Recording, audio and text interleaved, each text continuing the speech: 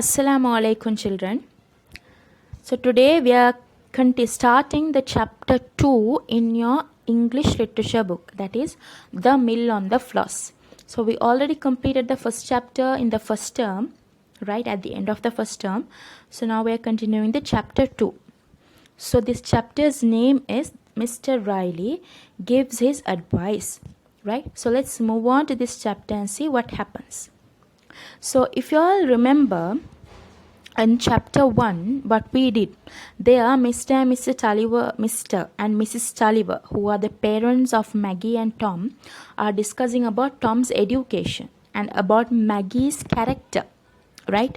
So there Mr. Riley, a character called Mr. Riley, a person called Mr. Riley, is being introduced by Mr. Tulliver. He says that Mr. Riley is a very good lawyer, an arbitrator, a valuer, an auctioneer, right? So he wants his son Tom also to be like Mr. Riley when he grows up, a good educated person. So now the next day, right? The next morning, the second chapter continues by saying that the next morning, Mr. Riley comes to Mr. Tulliver's home to discuss about this Tom's education. So in the first paragraph, right, they are describing about Mr. Riley's looks. He says that Mr. Riley was a man with a fair complexion and fat hands. So here you can say he's a fat hands and fair complexion. Complexion means your skin tone, right? So he was dressed in a large white cravat and shirt frill, sat drinking a brandy and water with his friend Tulliver. So his dress and his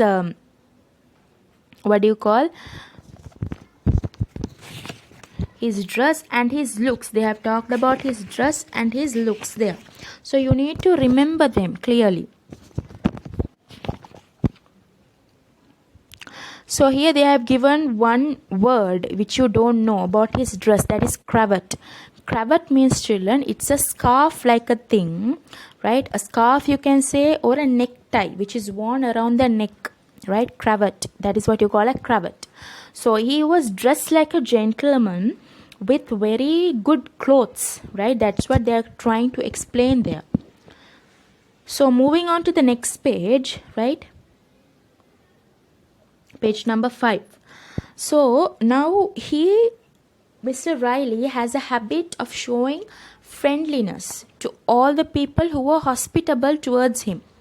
Hospitable means, children, when you treat someone very well, right?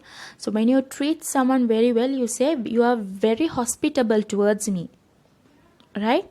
So now both the men, they were talking, that is Mr. Tulliver and Mr. Riley. First of all, they are starting like to talk about this one of the issue Mr. Riley has settled for Mr. Tulliver. That is, he was a lawyer, right? Mr. Riley is a lawyer, as I said you in the chapter 1. So he has settled a case that was put for the dam, against the dam near the Dorlcote Mill. Dorlcote Mill is Mr. Tulliver's mill. So Mr. Riley was the person who won the case in favor of Mr. Tulliver, right? So now there's Mr. Tulliver is expressing his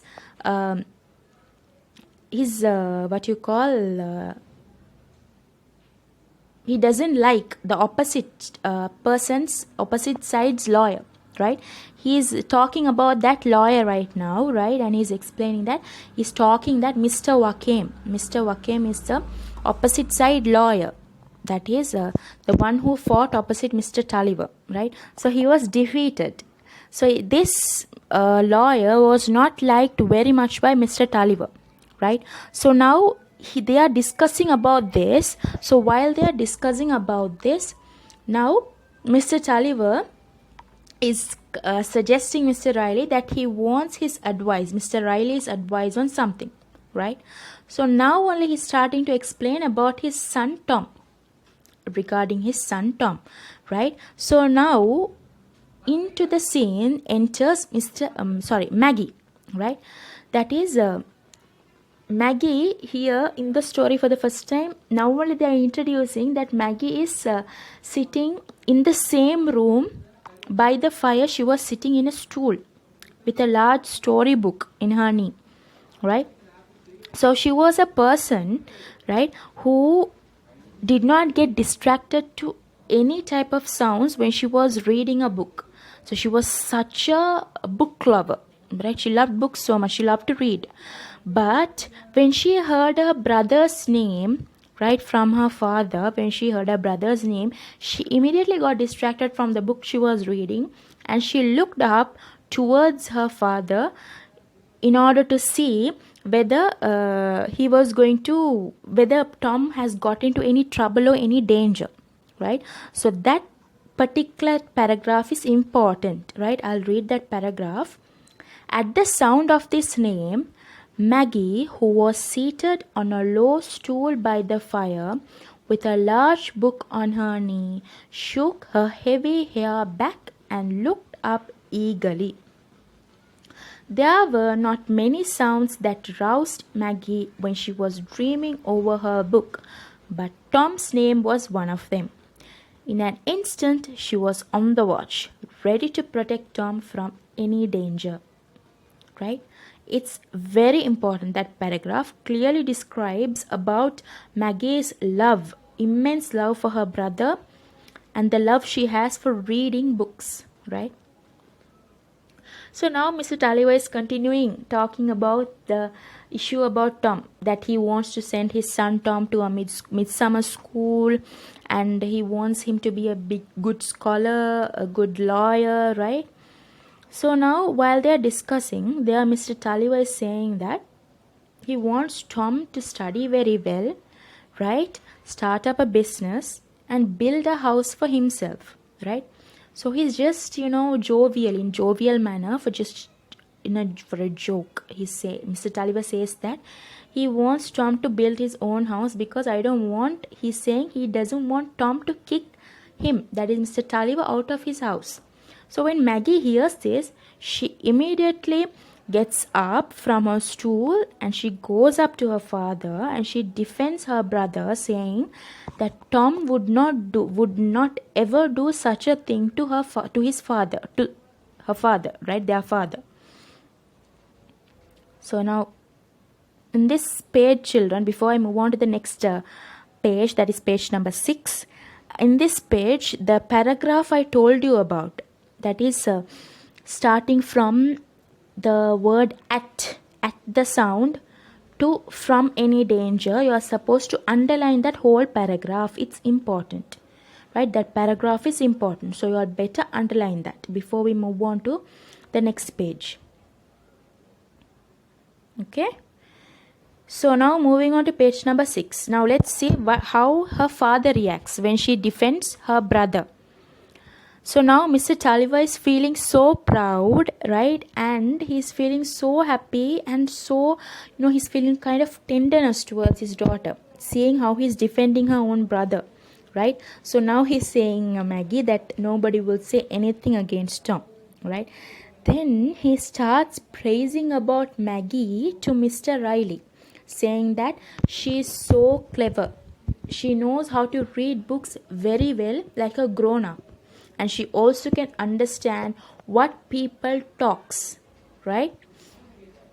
So Maggie, now when Mr. Taliwa says Maggie to go and stay near her mother, Maggie doesn't have a very good relationship with her mother.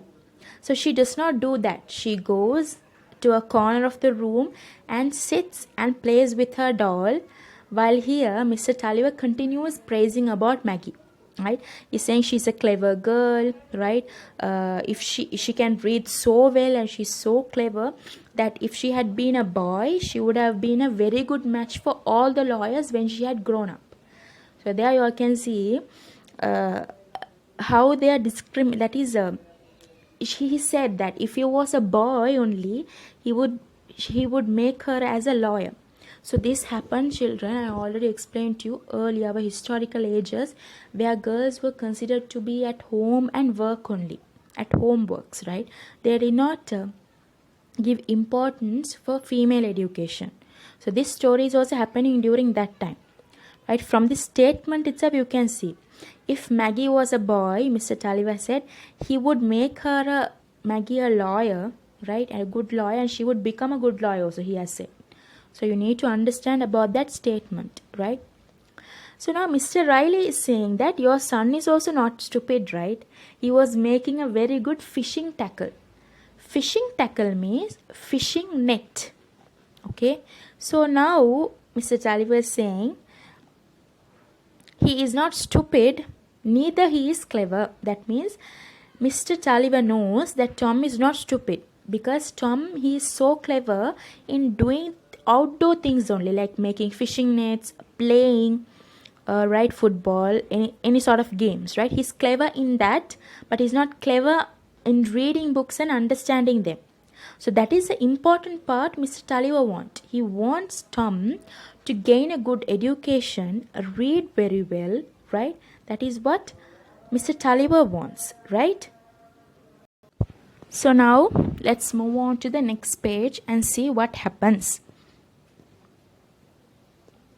So here Mr. Riley is also agreeing with Mr. Tulliver that his son Tom needs a good education, because he says that you can't collect all the money. It's no use, he's saying, Mr. Tulliver, that it's no use collecting all of your money and putting it into a will, leaving it to his son on a will. That's no use, he's saying. Now see, will means, children, now suppose it's a family thing where suppose there's a family. Let's take Mr. Tulliver's family itself. For Mr. Tulliver is having so many properties and money, just imagine. So he puts, when he writes that in a will, an agreement, saying that after my death, that agreement will contain his words saying that after my death, this money would go to this person, my children, for Tom, for Maggie, right? His property, for whom it will go after his death, that is what you call a will. That paper, that contract he's writing, agreement, right? So Mr. Riley is saying that rather than collecting all of that and putting it to a will and giving it to your children, it's better if you give a good education to your son, right? So now Mr. Riley is mentioning about a man who teaches students in his home, and also he gives the boarding facilities, right? He gives boarding for those students also, right, in his own home. So this person is called Reverend Stelling, an Oxford man. So there, Oxford means, children, he's mentioning the university, Oxford University. So there you have to understand that he was a person, Reverend Stelling was a person who studied in Oxford, and his qualification is MA. And also Reverend Stelling. Reverend means, Stelling is the name. Reverend means, children, it's the title given to a person. Reverend is a religious title used by Christians. Now let's take, in our religion we have Hafiz, right? One similar title only, Reverend, in Christianity. The one who has studied about their religion and their Bible very well, that person is a parson, and the title given for them is Reverend, right? So we have Asarath, Hafiz, right? Those are titles. Similarly, Reverend is a title and Stelling is that person's name. So now Mr. Tulliver is discussing about the cost of sending Tom to that school, right? So Riley informs him that for a year, Stelling, right, takes, Mr. Reverend Stelling only takes £100. Pounds is the money used in Britain, okay? It is the money used in Britain. Like we have rupees, Americans have dollars. Similarly, Britain, they use pounds. So now Maggie, who was listening to this conversation in the corner of the room, she suddenly asked from her father whether Tom, the place where Tom is going, is it far away from home? Will we ever get to see him? So Mr. Riley informs that it is just only 15 miles. He informs the distance, right? And you can go there, visit him, and come back in a day. He informs that. And also he says that Reverend Stelling is a very hospitable and a pleasant man. So hospitable means, I said you already, the one who treats you very well. Right? So now they're arranging. Now Mrs. Oliver is agreeing to this and saying Riley to make the necessary arrangements and inform Stelling about Tom joining his school at midsummer, after midsummer. Right? So that's all about chapter 2. The questions relating to this chapter will be sent to you all through group. So you all better do that and understand the lesson. Thank you.